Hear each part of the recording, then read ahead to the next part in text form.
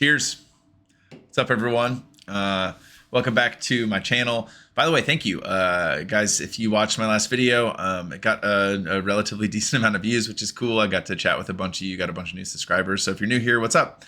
Yeah, little late night energy drink session doing card stuff, and I figured I'd make a video and yap for a little bit.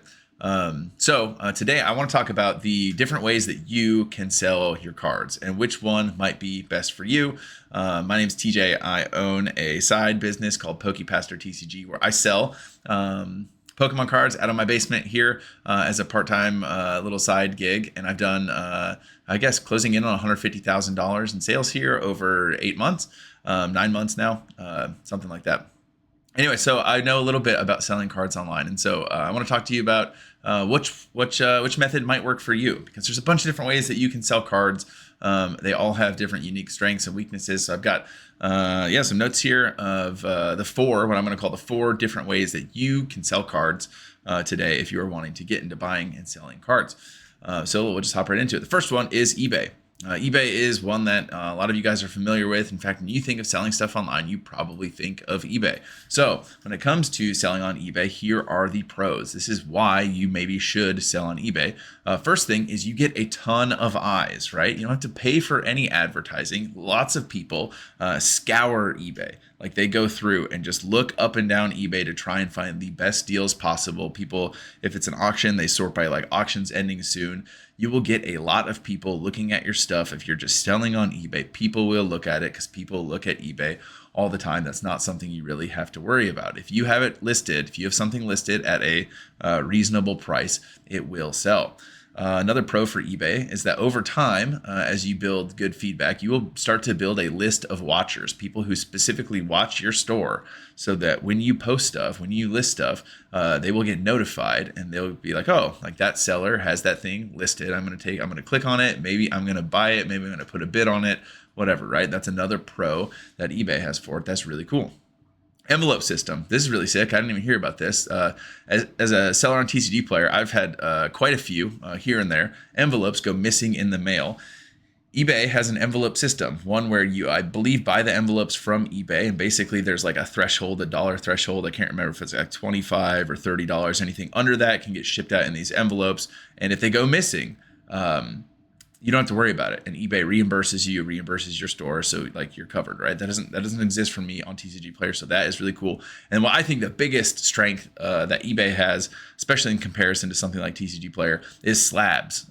Slabs are almost exclusively sold on eBay when it comes to like online sales, and so if you are looking to get into selling graded PSA, Beckett, CGC, whatever, graded Pokemon cards, graded any kind of cards, eBay is where you go. Cons for eBay. This is the big one. Fees. eBay, more like Feebay, right? It's like the same as Tcgplayer. But anyways, it's like 12 to 14% fees plus shipping on really anything that you're going to do, right? Which is considerable. So basically, whatever you're selling, eBay is going to take 12 to 15% of whatever that is. So that's a decent chunk of change, right? Let's say you sell $10,000 worth of stuff. That's $1,200, $1,300. Yeah, going back to eBay, that's considerable. Time to list. Okay, this is another con that eBay has. It takes a lot longer to list cards on eBay than it does a site like Tcgplayer.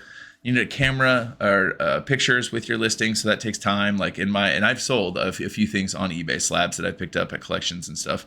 It just takes more time to sell on eBay, and I would say the listing experience as the store is not as easy or user-friendly as it is on Tcgplayer. So that is my summary of selling on eBay. It's great. A lot of people have built serious side hustles, and some people even careers of selling things on eBay. So that's cool.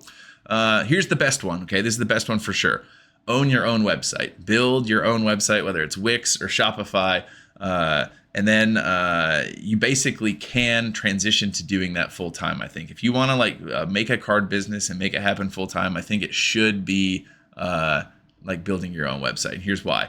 One of the biggest strengths of this is you get to build your own brand and your own customers, and they're not going to eBay, they're not going to Tcgplayer, they're going to your website. They are your customer. You have their email list, so that when you want to run promotions, when you want to advertise to them, you can do that. I don't have an email list for any of my customers who shopped on my website because I sell on Tcgplayer, right?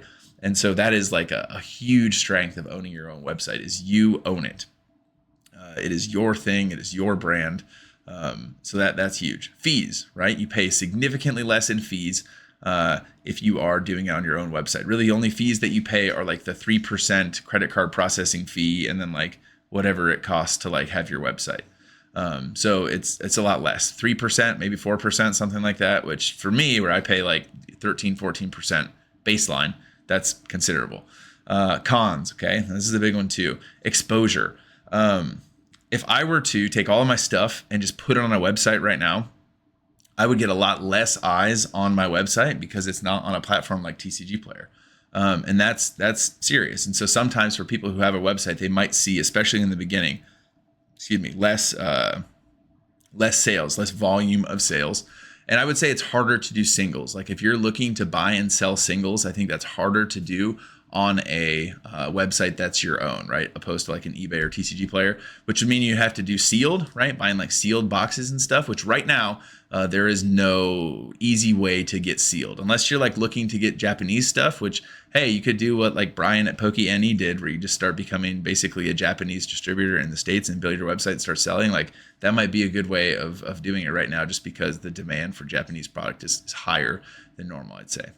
The third way, okay, I got this card show lord. Like if you want to be a local like goblin, just going around and slinging cards locally, you're on Marketplace making deals. You're going and meeting people in like back alleys slinging cards. You're going to like every Saturday, you're going to the card show at the local card shop or whatever. And you're just, you got your display case, you got your stuff, and you're going around like just slinging cards. That's pretty sick, right? So here's what I have for that. Lots of connections. Like that is a huge pro. You get to meet a bunch of people. You get to make connections with a bunch of people. You get to build relationships with these people that you're chatting with at these local card shows. People come to specifically see you, build relationships with those customers. Like that's pretty dope. That is awesome for the local card show vendor. Another thing that's pretty sweet is no fees. And I have some asterisks by that. I'll talk about that in a little bit. But if people come, they're going to pay you, and you don't have to pay fees. They're just going to pay you, right? Maybe you've got like the credit card thing, so you pay some credit card processing fees. But I'd say most of the time people just like collect cash, right? Or Venmo or whatever. And so basically you don't pay any fees. And that brings me to my next pro of that, which is cash money, baby. Like oftentimes you're just going to get paid in cash. And so there's a lot, hey, cash is king. There's a lot of advantages to just receiving cash. Makes things a lot cleaner, a lot easier. So that is pretty sick. Cons. Now, this first con is a huge, huge con of doing the local card slinger thing. And that is the time commitment. It takes a tremendous, like so much time to be like dedicating your Saturdays, sometimes Fridays, weekends to being at these card shows, sitting there and selling stuff. Like, at least for me personally, with my stage of life and like what I'm doing right now, like, Saturdays, like we have church services on Saturdays and Sundays. So like basically I'm right out for this. But even like if you have a family, like some of these things, like it's just the time commitment to make this work, or even the time commitment to be like driving around all the time because someone wants to buy the $50 slab that you posted. Like it is a huge time commitment to be a local card person. And then the other con I have is like maybe not market price because people are buying in person. That is where you are going to get finagled. You are going to get bartered with. Someone's going to be like, well, like last sale on eBay, or well, I'm seeing Tcgplayer low right now is this. Like you're gonna have to deal with a lot of people negotiating because they want to make a good deal. And that's not like always the worst thing because it can help make things more liquid, but you're missing out on money when that happens. Okay. And then the last one, Tcgplayer. Obviously, this is the one that I'm partial to. This is the one that has worked the most for me. And so I think the pros, some of the coolest things about selling on Tcgplayer are exposure, right? Exposure. Tons of people go to Tcgplayer to buy singles. I would say if anyone is into the card world, when they think about going and purchasing singles, Tcgplayer is probably going to be the first place that they think about going to. Heck, I mean, market price, what we all, whether you sell on Tcgplayer or not, what all of us use as market price for a card when we're considering it is the market price that is dictated by recent sales on Tcgplayer, right? So it is kind of the platform when it comes to exposure. Another big strength, especially if you're going for volume and not necessarily margin, is ease of listing. It is incredibly easy to list cards on Tcgplayer. I'm going to make a video again sometime about how I go about listing, like what my process looks like start to finish. And so stay tuned for that. But that is a huge pro, right? You can list thousands and thousands of cards pretty easy. I think like on one of my accounts right now, I've got like, 3,000 some cards listed. Like it is pretty easy to list the cards. Another strength is the direct program. Basically, if you do enough volume of sales, make enough money, have enough cards listed, you can join Tcgplayer's direct program. I'm not going to go into a bunch of details, but basically it can help you save time and also make more money on some cards.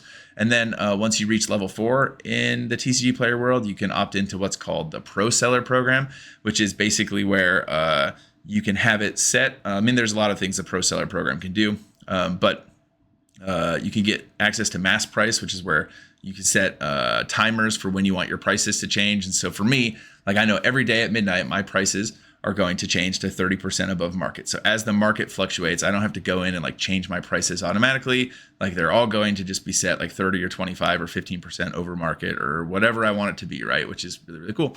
Cons of Tcgplayer: fees. Fees are huge, right? Similar to eBay, 12 to 14%. I pay about 14% in fees on all of my sales. And so that is a pretty significant downside.